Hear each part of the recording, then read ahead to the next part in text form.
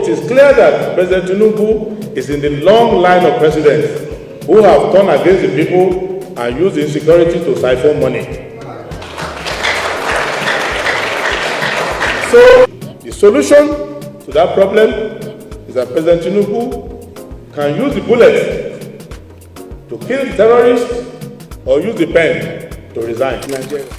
In speaking about the situation of Mr. Trump and his interests in Nigeria, I will say three things. I thank Mr. Trump for showing interest in Nigeria at all.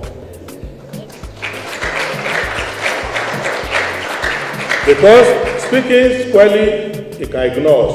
We are not that relevant to them. He can ignore us and not speak. And we should not be ungrateful, because he is even more mindful about our situation in what he says. I don't know his heart, but in what he says, he's more mindful than some of our leaders who are responsible for our security. Second thing is that we should not be tempted to turn Trump into our own old debates. There is no solution that can come from Trump or anybody that want to help only one section of the country to survive insecurity without helping the other section. It is not possible.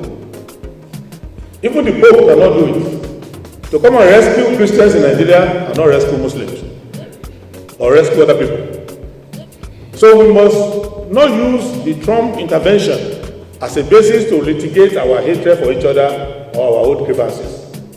It should not become a Christian, Muslim, whatever debate. It's an insecurity question.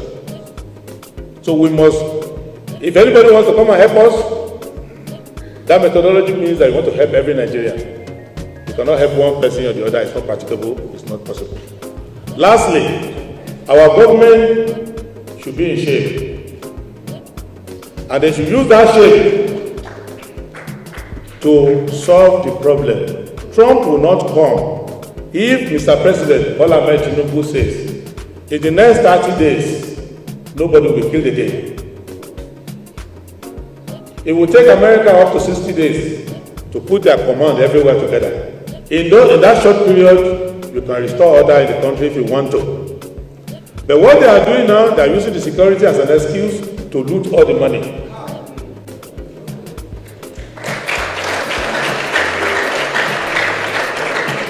The Nigerian armed forces, the way I know them, they can protect the whole of West Africa if you let them do it. But they cannot protect their own barracks if you say they should not do it. So it is clear that President Tinubu is in the long line of presidents who have turned against the people and used insecurity to siphon money. So it is good that justice is coming to him now, because it was one of those embassies that went to Barack Obama to cry that Goodluck Jonathan was killing the people. Now his judgment has come to the house of Tinubu.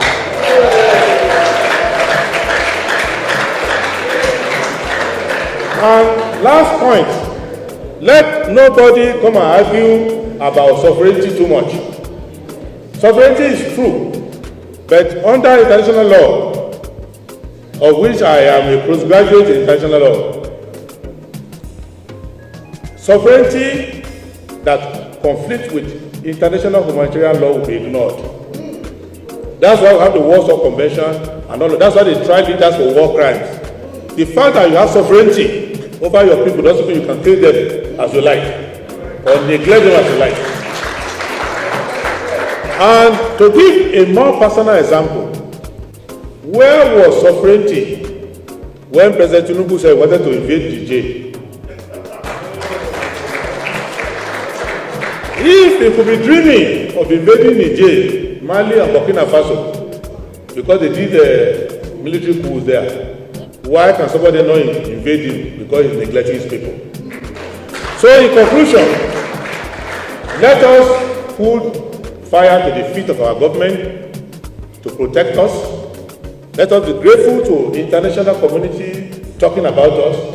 But if we, as I prefer, decide to solve the problem at home, Muslim, Christian, enemies, whatever, we must come together. You cannot deny, if there's no way I can be told to deny that certain communities in Nigeria feel genocided and attacked. Why do I say so? It's a subjective thing.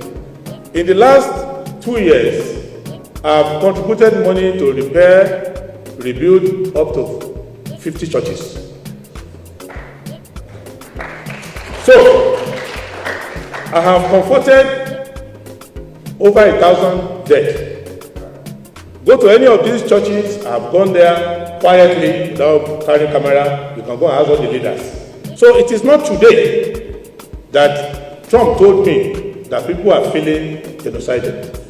And I have met with also leaders of certain ethnic groups, certain places. I've had Fulanis telling me that in certain communities, the other groups want to kill them. And they are running after their cattle, roasting their cattle, trying to kill them. So in Nigeria, the question of whether there is genocide or not is not a debate that the government can be discussing. If your people are losing their lives in dozens, you already failed the primary assignment of governance, and we should not waste our time debating the issue. The solution to that problem is that President Tinubu can use the bullet to kill the terrorists or use the pen to resign.